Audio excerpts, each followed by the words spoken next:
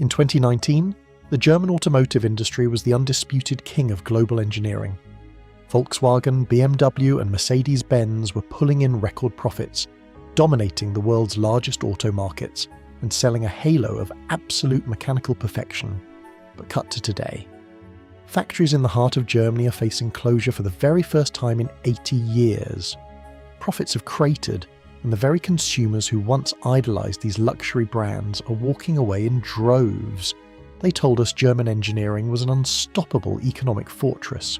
So how did the undisputed champions of the road stall out so catastrophically? Let us walk through the wreckage. To understand how far the mighty have fallen, you have to look at the massive foundation they built. The story of German automotive dominance did not start with absolute luxury. It started with sheer, stubborn survival. In the direct aftermath of the Second World War, the country was essentially flattened. But out of cities like Wolfsburg and Munich, a fiercely disciplined industrial culture began to emerge. In 1945, the Volkswagen factory was just a collection of bombed-out ruins. Yet local workers and British supervisors managed to produce a few thousand Beetles. They were scrappy, utilitarian, and built to outlast the apocalypse. Over in Stuttgart, Mercedes-Benz was busy redefining what it meant to move with elegance, while BMW eventually found its footing by promising the ultimate driving machine. For decades, these powerful brands sold a very specific promise. They sold the idea that a car transcended simple transportation. It was a masterpiece of internal combustion. The entire German economy oriented itself around this singular belief. Millions of jobs were tied directly to the assembly lines, the sprawling supplier networks, and the busy export ports. Engineering became a national religion. The universities pumped out the best mechanical minds on the planet, creating a lucrative feedback loop of continuous technical refinement. For a long, profitable time, the world was completely hooked. If you wanted the absolute best, you bought German. It was a global status symbol that signalled success across every continent. But beneath this towering reputation, the solid foundation was starting to settle. The industry was about to mistake a century of mechanical supremacy for a permanent monopoly on innovation. The 2010s were a golden age that defied all standard economic logic. The global economy was expanding rapidly, and German automakers were perfectly positioned to reap enormous profits. Between 2010 and 2019, the sheer volume of metal exported from Germany was staggering. Volkswagen alone was consistently delivering over 10 million vehicles a year, aggressively battling Toyota for the title of the largest automaker on Earth. BMW and Mercedes were practically printing money, setting consecutive sales records year after year. The financial numbers told a wildly compelling story. In 2018, the German auto industry generated over 420 billion euros in revenue. They had firmly captured the lucrative luxury markets in North America and Europe. More importantly, they had totally conquered China. For years, the Chinese consumer viewed a black Audi or a long-wheelbase Mercedes as the ultimate indicator of having arrived in the wealthy middle class. The profit margins were spectacular. The immense cash from these heavy gas-guzzling vehicles subsidised everything else the companies were doing. It was the kind of confidence you have when your stock chart is up and to the right. The executive suites in Munich and Wolfsburg were completely convinced they had cracked the ultimate code for infinite corporate growth. But it was not over. The market forces that fueled this unprecedented rise were quietly shifting underneath them. The very things that made them rich were about to become their heaviest economic liabilities. A massive storm was gathering in the east, and the executives were about to make a choice that would crack their empire right down the middle. If you want to learn how to spot these market shifts before they destroy your personal portfolio, click the link below for this week's sponsor. The fatal mistake did not happen overnight. It was a highly conscious choice made in wealthy boardrooms filled with the smartest engineers in the world. As the early rumblings of electric vehicles began to echo out of California and Shenzhen, the German titans looked at their own perfect internal combustion engines and simply scoffed. The hubris decision was surprisingly simple.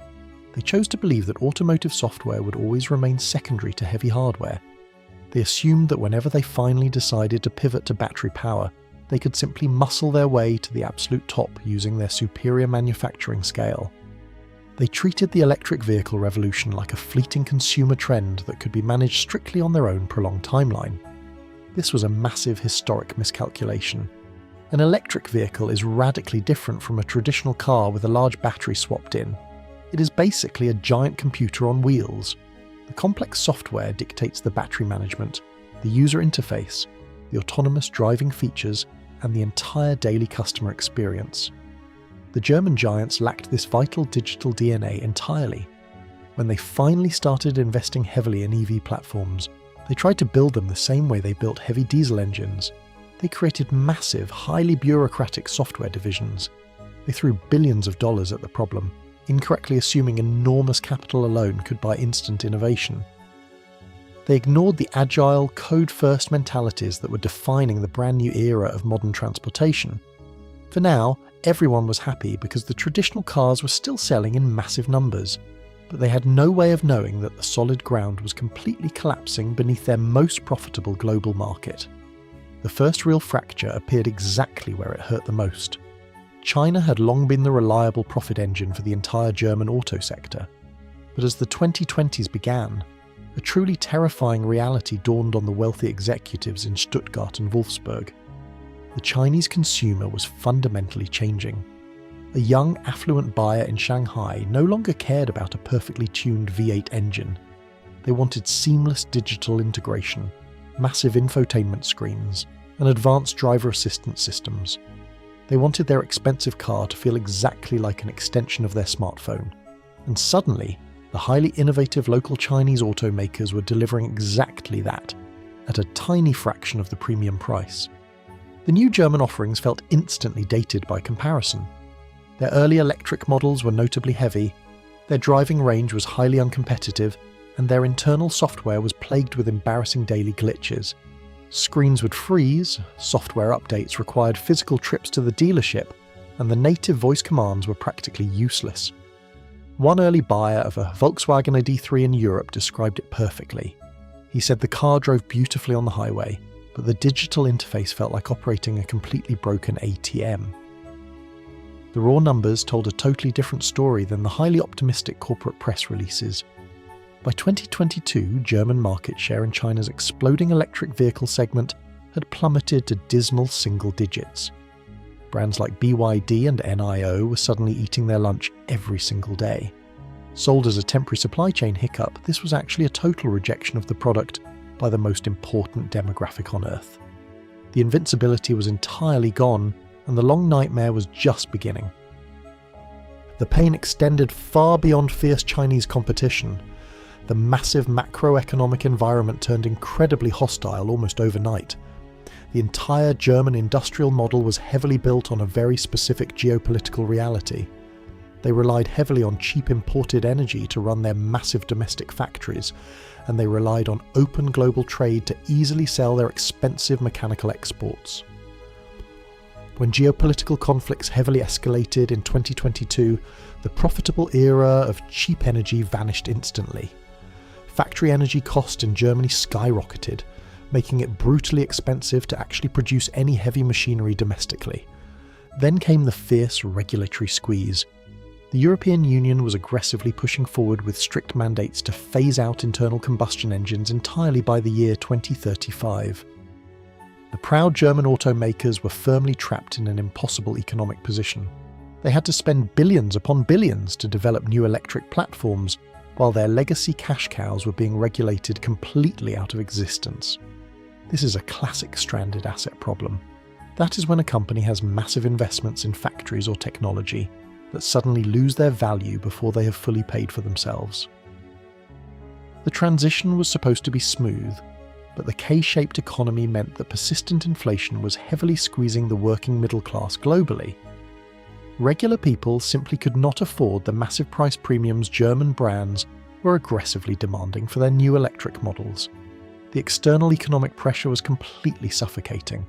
High interest rates made car loans punitively expensive, heavily freezing consumer demand across North America and Europe. The global chessboard had been completely rearranged against them.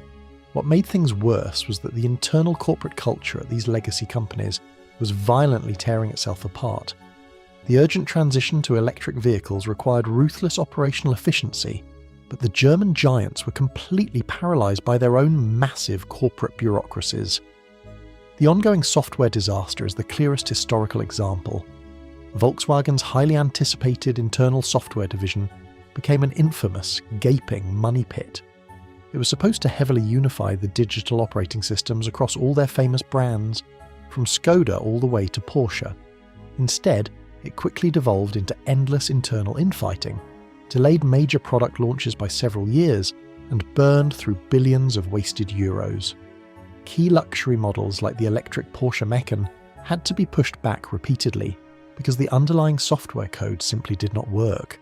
The rigid corporate structures were far too heavy to adapt. Management was fiercely fighting with powerful national labour unions over the dark future of traditional engine plants, desperately trying to protect jobs in a mechanical sector that was fundamentally shrinking. Frightened executives were being reshuffled continuously as sheer panic set in. Audi went through multiple different CEOs in a matter of just a few years, searching desperately for a leader who could finally right the sinking ship. It was a toxic culture of heavy blame, where the proud mechanical engineers stubbornly refused to cede actual power to the new software developers. The legendary German quality control started to visibly slip. Recalls heavily piled up, Consumer Reports ratings rapidly dropped, and the premium luxury illusion began to permanently shatter. And to make things even worse, the brutal math finally caught up to them in the most public way possible. Click the newsletter link below to follow these massive market shifts. The devastating economic reality check finally arrived in the late summer of 2024. On September 2nd, 2024, Volkswagen suddenly dropped a massive financial bombshell that deeply shook the entire European economy. The famous company announced that for the very first time in its 87-year operational history, it was seriously considering closing huge manufacturing plants directly inside Germany. This was an absolute industrial earthquake. The historical pact that had firmly held the German social market economy together for multiple generations was completely broken. They were heavily forced to rip up long-standing employment protection agreements, directly threatening thousands of high-paying union jobs. The numeric shock to the global market was truly staggering. Volkswagen publicly admitted it was short roughly 500,000 car sales a year, which is the equivalent mechanical output of 2 entire massive factories. They were suddenly burdened with massive structural overcapacity in a global market that simply did not want their cars anymore. BMW and Mercedes quickly followed with their own brutal profit warnings. In just a few very short weeks, tens of billions of dollars in market capitalization were violently wiped out across the entire automotive sector. BMW saw its profit margins slashed heavily as demand for its premium vehicles cratered in Asia. Mercedes had to publicly walk back its ambitious electrification targets, openly admitting that the market reality was far darker than their initial projections. The heavy bill finally came due. The financial media went into an absolute frenzy, declaring the definitive end of an industrial era. The stock prices tumbled heavily, reflecting a brutal new consensus among global institutional investors. The German automotive industry was no longer a reliable growth engine. Sheer panic forces immediate action, and the desperate turnaround attempts are now in full chaotic swing. But they are incredibly messy and extremely expensive. Realizing they cannot build the software themselves, the proud German engineers have been heavily forced to swallow their historical pride and beg for outside help. Volkswagen recently poured billions into a joint venture with Rivian, the American EV startup desperately trying to acquire a working electronic architecture. They are essentially buying the digital brains of the car from a foreign competitor because their own internal organs completely failed. It is a massive, highly public concession that their original in-house strategy was a total disaster. Over in China, the massive concessions are even more humiliating for the proud legacy brands. German automakers are now heavily partnering with local Chinese manufacturers just to stay relevant in the local Asian market. They are basically taking Chinese electrical technology and wrapping it nicely in German sheet metal. Sold as highly strategic global partnerships, these are actually desperate corporate life rafts. Meanwhile, the companies are aggressively slashing prices on their existing electric models to clear out heavily mounting inventory lots. But this immediately triggers a vicious downward cycle. Slashing prices destroys the residual value of the cars, which deeply enrages the leasing companies and the early adopters who willingly paid full price. The luxury prestige is heavily damaged when you have to heavily discount your flagship products just to get them off the dealer lot. The turnaround plan is a highly chaotic mix of outsourcing, cost-cutting and backtracking. It might work eventually, but the immense cost is heavily consuming their future capital. Today, the mighty German automotive landscape looks exactly like a heavy shadow of its former dominant self.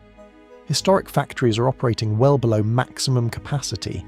The massive software divisions are still undergoing incredibly painful corporate restructuring, and the once loyal Chinese consumer market is largely dominated by domestic electrical brands. The legacy automakers are currently caught in a brutal, very expensive economic limbo. They are still heavily reliant on selling highly profitable gas-powered cars to fund their daily survival, but they are fighting a completely losing battle against passing time, strict global regulation, and superior foreign battery technology. Who knows exactly where the stock prices will finally settle when you're watching this, but the era of completely undisputed German dominance is permanently over. The core lesson of this massive industrial failure goes far beyond battery chemistry or software bugs. It points directly to the immense economic danger of historical arrogance. When an enormous organisation builds its entire identity around a massive past victory, it becomes completely blind to the rapidly approaching future. The German automakers foolishly assumed the entire world would always want exactly what they had always made. They totally confused a temporary technological advantage for a permanent, undeniable right to the consumer's wallet. They built perfect mechanical engines for a modern world that suddenly demanded rolling supercomputers. The physical engineering is still entirely flawless, but the entire business model has completely stalled out. If you want to see how another massive global corporation destroyed its own massive empire through sheer executive arrogance, click the video on your screen right now to see the full autopsy of Boeing.